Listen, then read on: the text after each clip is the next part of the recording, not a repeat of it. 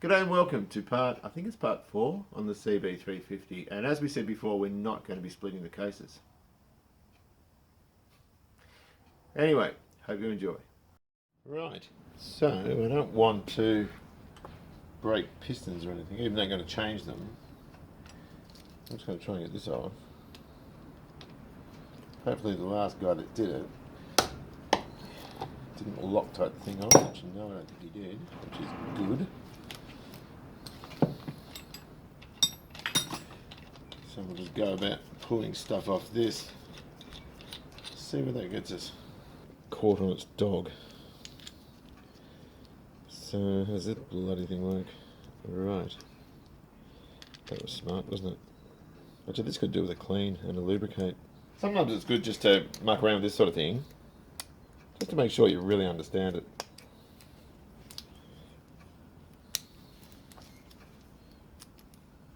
That's it. That's cool. I'm just going to take bits off this, a bit of a look. Separate that a little bit. And we'll just keep these together. That's in really good nick. But we'll plate that one, as we always do. It's in great condition. These can be quite tight, they round just so easily. So I'm just sticking these in, and I can't push too hard though. But it's not too bad. What have we got down here? Got one here. I just like the standard fasteners. The other side had the hex bolts on it. No, that's going to round. I'm going to need to hit that. Maybe if I give it a thump.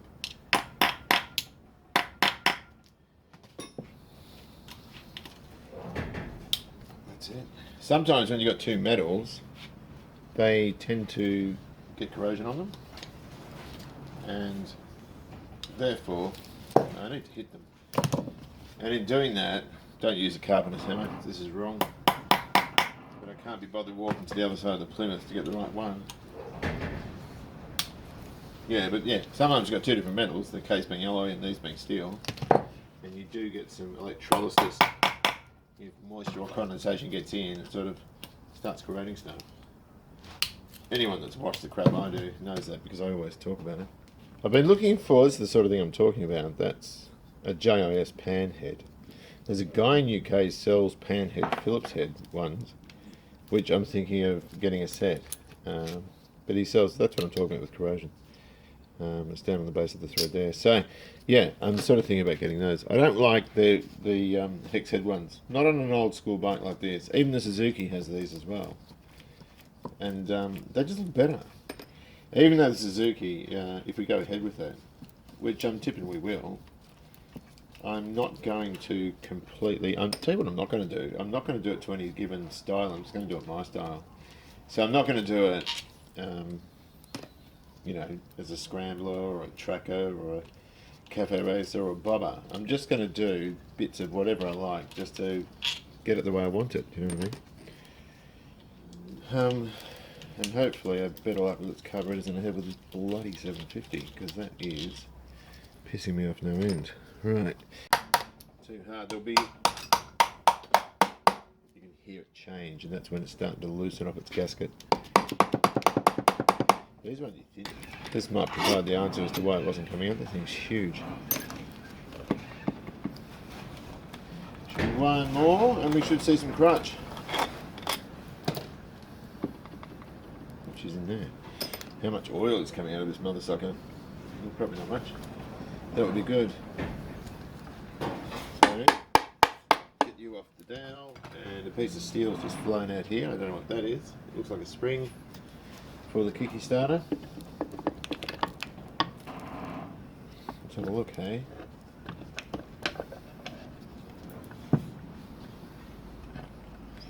The whole mechanism's come out. Ooh, how does that go? How does it go? Better figure that out. Anyway, doesn't matter, we'll stick it in a bag. We don't care at the moment till we put it together, and that's when we start worrying about There's a lot of thrashing on the primary chain there. I think we'll change that. We'll put a new primary chain in and timing chain. Hopefully bearings and rings and all that sort of crap. Well, not bearings and rings. Hopefully engine bearings are good, so I don't want to touch those. And behind this clutch is this gear selector mechanism. I think it comes in through the other side. Let's have a look at that clutch.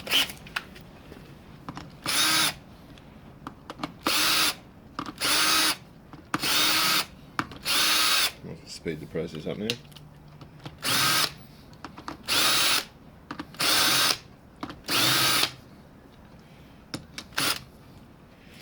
Right, I've got to finish my tea.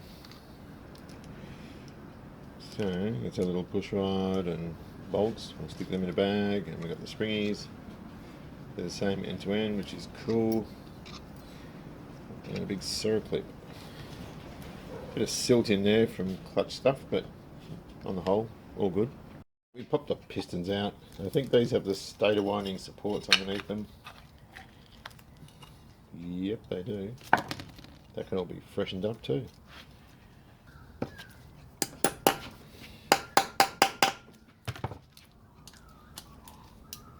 It's fairly loose. Oh boy. Any oily stuff?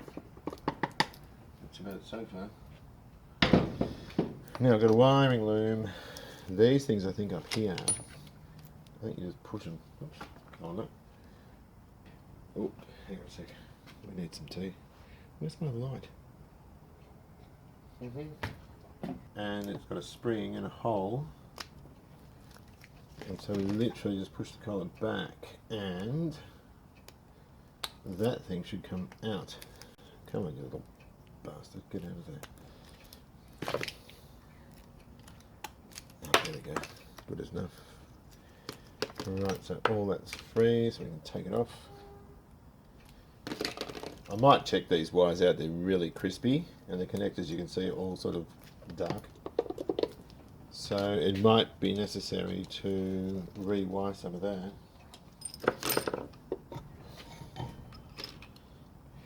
See? Very spiffy. It's really dry. What do you say we flick this thing upside down? I think you take the oil pump off and there's a cluster you take out. I think what is supposed to happen is all the gear sets and everything's supposed to stay in the top, but there's one that comes out from the bottom. I think with these you're supposed to stick it upside down, take the bottom case off and leave the top one there. It's going to mean taking the gear shift mechanism out and all that sort of stuff. I just don't know. I haven't never done this before. It's different sort of configurations of the 750, but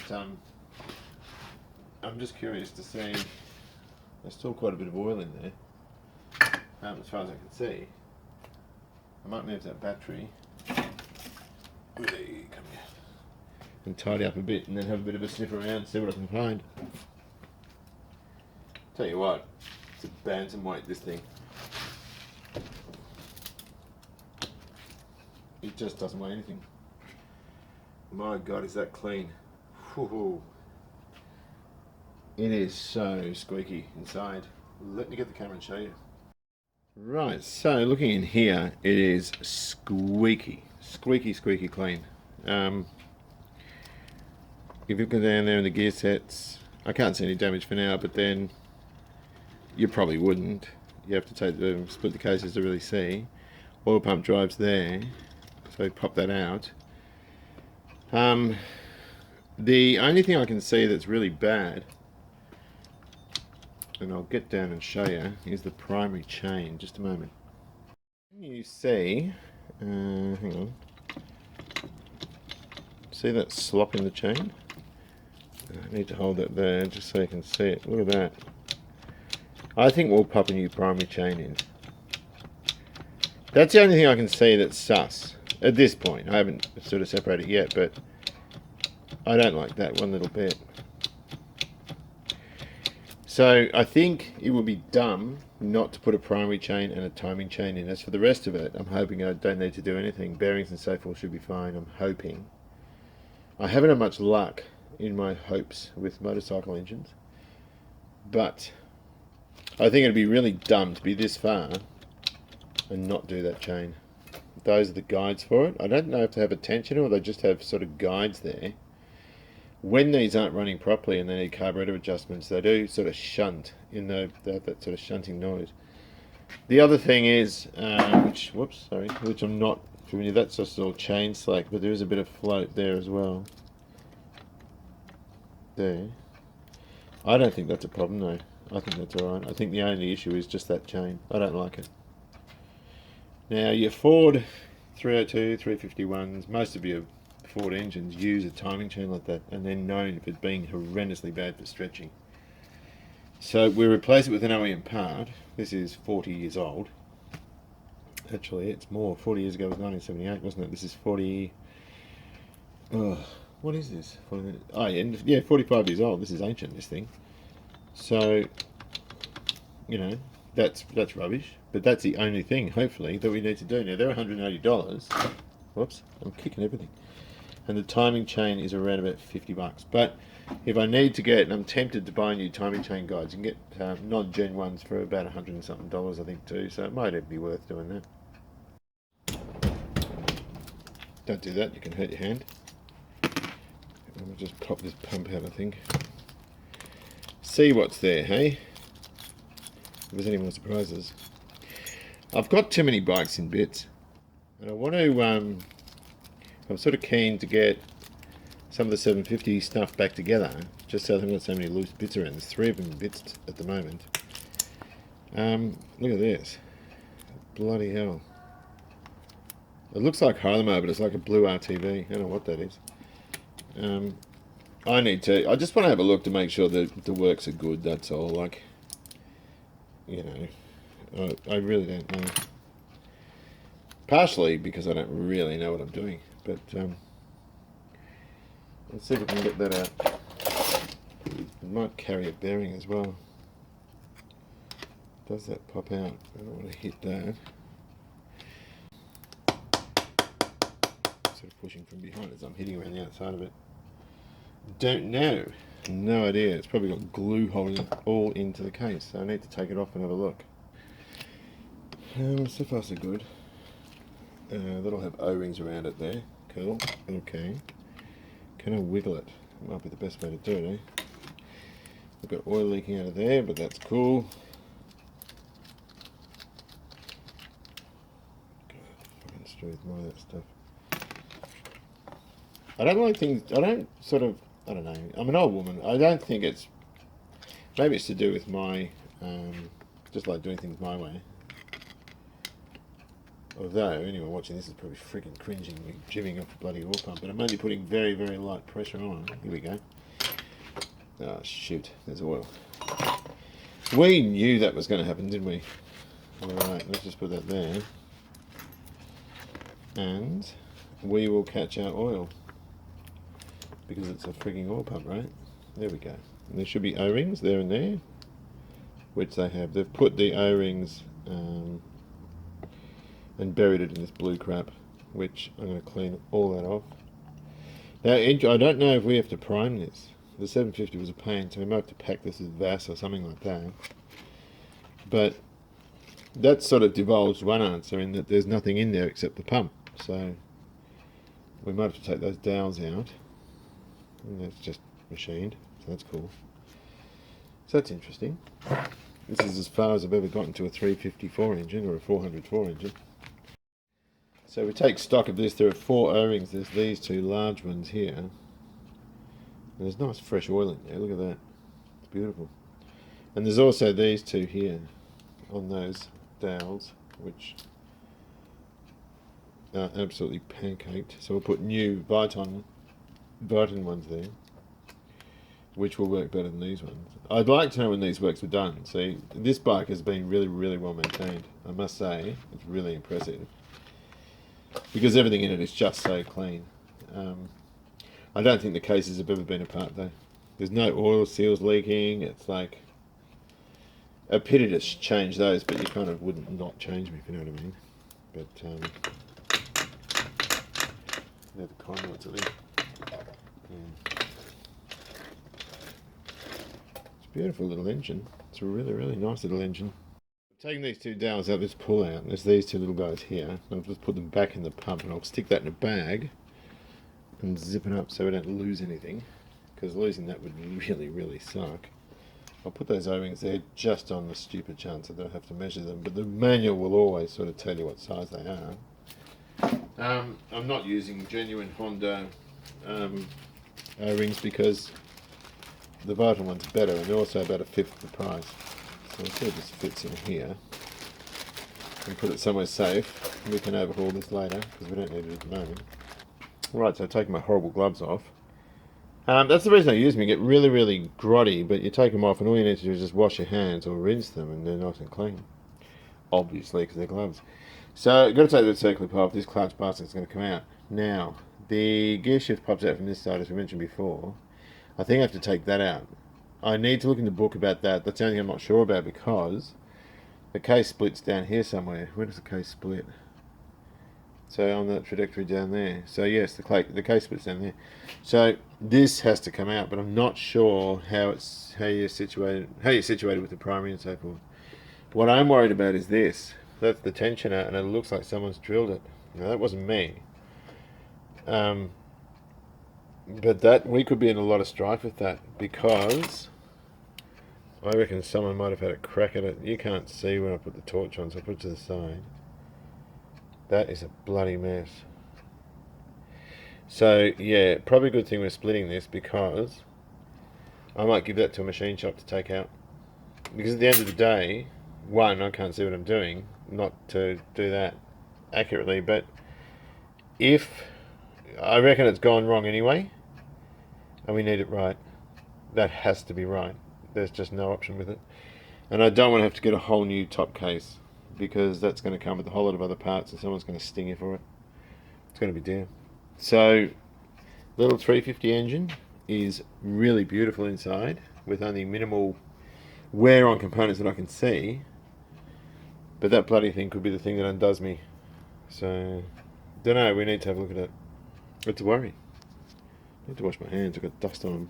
Well, let's consider the game plan here. I made it pretty clear we weren't going to separate the cases. Just because I didn't think it was worth it. The problem with these is you can't get a VRS set. It's all just either a heat gasket by itself, need a base gasket too, and a pan gasket. We took the pan off because removal of the engine in the frame is a lot easier without it. I thought it just touches the sprayed clutch, but not enough to worry about it. So we sit it on cardboard. It's very easy to work on, sitting on its right side up. So given that we need, some gaskets here, some O-rings, this thing, it's easier and cheaper just to buy a complete engine gasket. Now, while we've got it in bits, we've taken this out, which wasn't necessary, just to do these jobs. Clutches aren't all that expensive to fix. We can take that whole basket off. It's only held in by a 25mm circuit. Is there a thrust washer on the back of it? Yes, there is. You've got to watch things like that as well. So it gets to the point now where we're saying to ourselves, right, so we've got all this stuff off. What else is involved in removal to split the cases? Because I do want to change this. So it's a bit of a no-brainer, really. I didn't want to do it, but I've since changed my mind. So we'll look at the clutch. These things are not expensive to fix, in that the, clutch plates aren't that dear for them. Does that come off now? And just looking at what we've got here, it's in really, really good condition. So we just literally flick it around and stick it here. We can clean those up with a bit of wet and dry, get those marks off. But the plates themselves look to be in marvellous condition. There's a bit of wear there. But I would just put that back in. I don't think it's worth doing anything. Sometimes though, these are different in terms of the friction material. On the 750 that was the case. So it really is a bit of a no-brainer to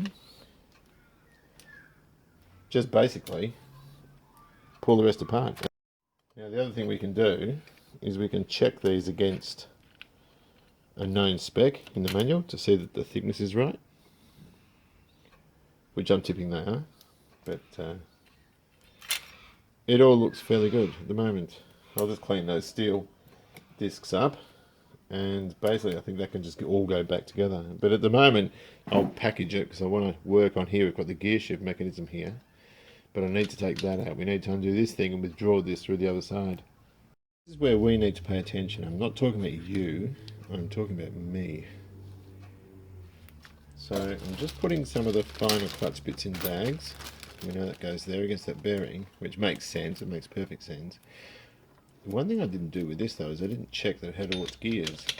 So that's the drive, that's your primary drive, if you will, your main drive to your clutch, that's your gear bag, which will then go around to the other side. Now I didn't check all the gears were there.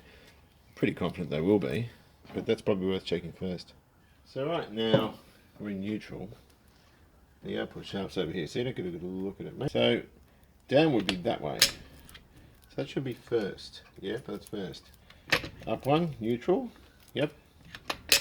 Second, definitely. Third, very good. Fourth. Fifth. Yep, fifth. Fourth, I can see them moving. Third. I'll turn this around so you can see what I'm talking about. That's first, neutral, second, third, you can see the cluster down there, fourth, fifth.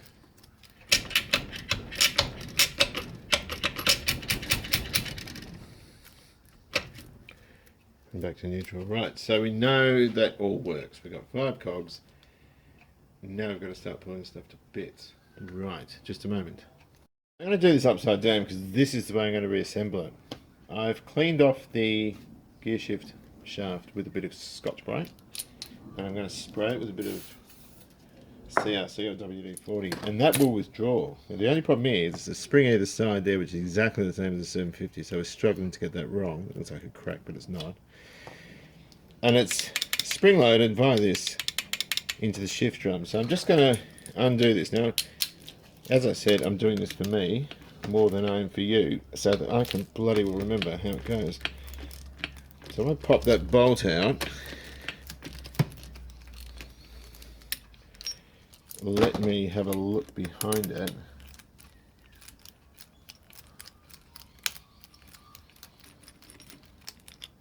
Right, so we've got this bolt and sort of a keeper, for want of a better term there, and that goes into the end of the shift drum. I can withdraw this now, so if I push the gear shift, these springs are going to release from that peg. That will probably release too, but I'm just going to push it as one and withdraw it from the casing, and we're already a bit stuck, so hang on a minute. Let me just rub that again. It's worth this stuff all being kept really, really clean. So reassembly is therefore rather good and easy. So that's it there. Now, if anything looks like it's going to come off in terms of springs, like that one, we need to make sure we're prepared for that. So that's pretty easy. So we'll put this to one side, or to the front of the gearbox, and we'll keep going. Okie dokie. The important thing to remember with these sorts of things, can we see down here? I don't know if you can see down there. Yeah, that's probably better. We have various bits and pieces that run into different parts of the shift drum. There's a large spring that's sitting against the casing there. So it's got a bolt and it's also got a washer, and that washer will be stepped if it's anything like the other bike. So why don't we have a crack at undoing that? This stuff doesn't look like it's Loctited at all.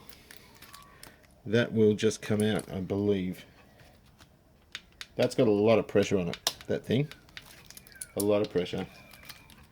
And it'll sit over a casting. That's better. It's nice and loose.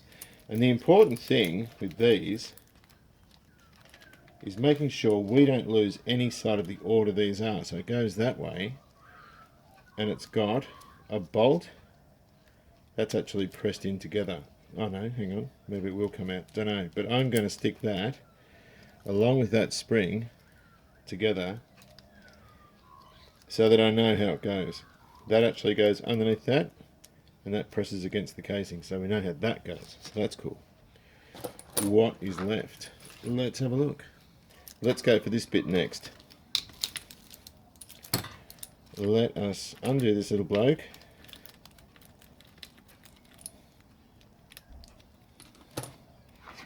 And just have a look before we release it. It straddles there. Yep, we got that. There's a bounty of information on 750s, not so much on 350s. Okay. We're going to bolt. That spring goes either side here. That's what this is reliant on using. It will go over a peg like that. So that's cool. I think I can remember that. That's awesome. What is freaking left? Right, there's this, and this has got a big spring on it too, and it sort of disappears in behind there. There's also a keeper for a shaft. That keeper there has some lock tabs on it with this little bloke here, which keeps that shaft in place. Now we can get to that later. We're leaving all that in the top of the case. So really, I've undone what I want for now, yeah? Because you can see the seam or the line of the case. I'm going to take the bottom off this case and leave everything in the top. So I think we're in a pretty good position to now withdraw this and take that shaft out, and then we're ready to divide the cases. All I've done with this is I've put a spanner there. It's a 17mm. I've supported the chain and thumped it like that, just to shock it off. You can use a rattle gun, a zap gun, or a windy gun, whatever you want to call it. You can use one of those to do the same thing, and it will come undone. Now, let me think a bit more. Let's take this little bloke out. Never pull one of these apart. Haven't read the manual, but I did sort of gloss over it. That should withdraw. And it's important to understand which way these go. You can see that runs against the collar. I think it's a collar there. The washer goes against that. Now, one of the things you can do, that I always do, which is probably total BS, but I do it anyway, is I wrap masking tape around the bolt and everything. If I'm not familiar with this stuff, like I wouldn't do this on a Ford engine because I know them pretty well, but on things like this, which are confusing, just wrap it around so you know where the bolt goes and how it's situated, and then you can store this stuff. So that's what we've done there. Now that shaft is going to want to pop out.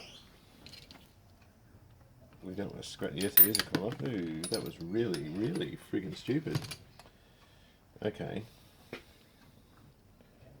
The collar's uniform the way around it, so it's not running against it, it's been running it here, so that goes that way, even though we dropped it. Right, well I made my first mistake. I took this circling pad, and I don't think it needs to. The shaft goes out through the other side there. But, you know, it doesn't matter. We're going to take this off. We'll take that bearing out of the field.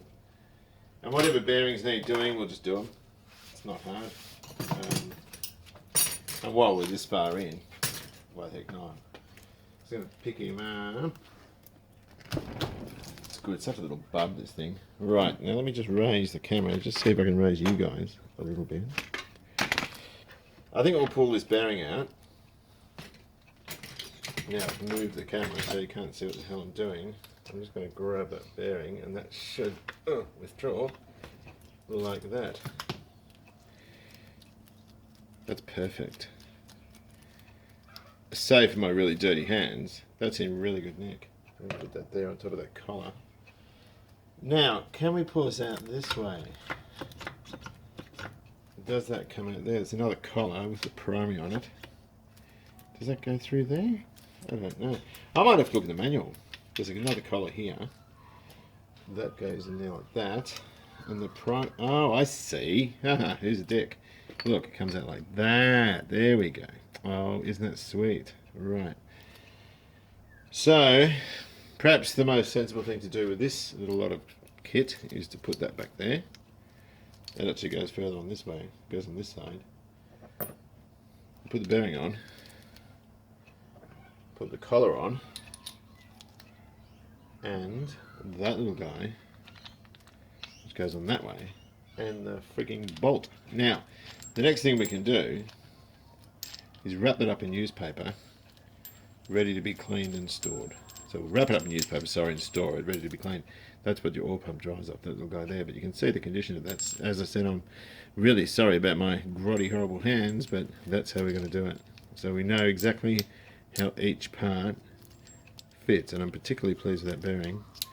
That goes against the primary drum, if you know what I mean, where the sprag gear is. So now we unbolt the case and lift it up. Right, so I'm going to put my finger in here to hold that. There's another circlip there that stops that bearing going out. I'm just going to push this. Hey, come back here. What are you doing? Don't be stupid. Okay, I'm just holding my hand under there. I'll lift up our little bike engine and put him down. My hand's trapped underneath, but it doesn't matter because I'm going to reach in the side and grab that so that it doesn't damage and it can move around like so. Now what we need to do is this. Let's take the casing bolts, the top bolts, then we flick him over and take the bottom ones out. All this stuff can be cleaned later, I don't care about that. Tension is worrying me, but we're good. So what we're going to do is we're going to take each bolt out, put them all here, measure them so we know exactly which ones are top, because these all have to be jumbled together for plating. So that's filthy. Let us make way with that. I'm just going to go around and crack these. You'll find they're quite tight. Just going around, I've cracked all these and I'm just taking them out, and I've got them all here. Now I'm just taking the top ones out for now. And you can see some of them corroded, moisture's got in. But what we're going to do is going to measure these and write it down. I've got a piece of paper, I'll show you in a moment. And then we'll get them all plated, because we weren't going to do this, but now we might as well, because it doesn't take much extra work. And I'll put them all in the tub. I've got a list of every single bolt and length that goes in the top, and then I'll flick him upside down and do the same thing underneath. And you can see there's corrosion here. This is two different metals with a bit of moisture in there, give you that stuff. And then when we go to put it back together, the job's a lot easier. Where's my socket? It's a lot easier and a lot smoother. So unfortunately, the thing is this, right? If I want to change these chains, and I don't know when... The problem is this thing was messed around with at the top, or at least there was elastic on gaskets and the head wasn't too tight and all this sort of stuff. And so I'm immediately suspicious. Now, if I'm going to the stage where I'm pulling all the top off, it's very little extra work to separate the cases. And change a couple of chains and check some bearings. And that way, I know, without any doubt, what this thing's like. We've got this list here, which says what the bolts are. So we write top case, X number of blah blah blah, 6mm hex. They're all hex. None of those are JIS. Sorry, shouldered or non-shouldered bolts and the length of them. So that's what I'm doing. Rightio. So looking at this, all of the rear part of the case, or half of the case, is all secured. Pardon me, from the top. The only thing on the bottom are the main bearing bolts. So there's 1, 2, 3, 4, 5 main bearings, and there are 2 8B 1.25 bolts at the top. So I think we'll just whiz those off. I might actually change the thing over or turn it round. It might be a little bit easier to separate the cases, because there's a boss here which I'm going to hit with the drift under there. I'll show you when the time comes. The problem is the case is overbitten, so on these edges here we can hit down with a screwdriver, but we don't want to do that. We want to hit up on the lower case to remove it from the upper, and we don't want to stick screwdrivers in or anything. So there's a boss there where the oil filter is. I'll move the camera in a moment just to loosen those, because they've got a bit of tension on them. So we didn't do this on the 750, we painted the cases and then we didn't bother to plate the bolts. The reason being, I thought it would weaken them, and so I didn't want to do that, but since then I've decided they look crap, so we're doing this. I'm anticipating this is going to be overly tough to get off, because, oh, look at that oil. I heard the case release, and there's, I'll show you in a sec. I'm just going to take these out, just make sure these are all the same size. Yes, they are. This one looks long. Yeah. We need to make a note of that, so I'm just going to pop that back. There's a boss there which is raised higher, so perhaps these ones, the raised ones, Yeah, that's actually really obvious. I can understand that. So there's two different length main bearing bolts. They're swaged. They've got a thing there. So right them up and you can see the short ones are in these holes, the long ones are in these ones and that one, and then we're short again. So I'm just going to write those up, put them in the box, and I'll be back. Right, so looking around here, as I was undoing the crank bolts, I could hear this bead break, so to speak. The seal actually came undone. You can see there's a gap. I'm not anticipating this should be too difficult to get off. I'm using brass hex rod and I'm going to gently hit there with a soft hammer.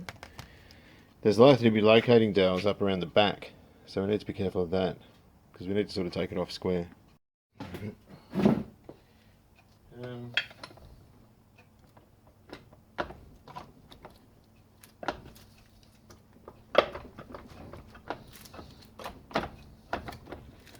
Bloody cluster. Hang on.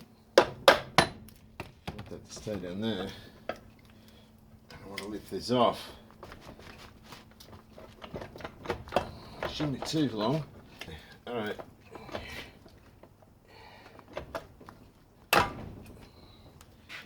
There we go. First thing I'm looking at is bearings. Those are sweethearts. Look at them. Across here. God, this thing's like a toy. That bearing there looks pretty good. I'll have a close look at that in a moment. Let's just get the camera up and have a bit of a sticky. Oh boy, oh boy. Actually, before we do, I'm just going to take a bit of crap out of here. No, not these. Oh, that goes in there. Didn't even know that. Oh well, we figured it out now. That's that clutch. It's like a transmission has those. Automated transmissions have them. It's a one-way clutch. Where you can go that way, but you can't go back, you see. Spiffy. Right. Those tensioners there, or those guides there, look pretty damn good too. Let's have a bit of a look. Look at a cab. So we got that doesn't want to come out. We've got this. Beautiful. Beautiful.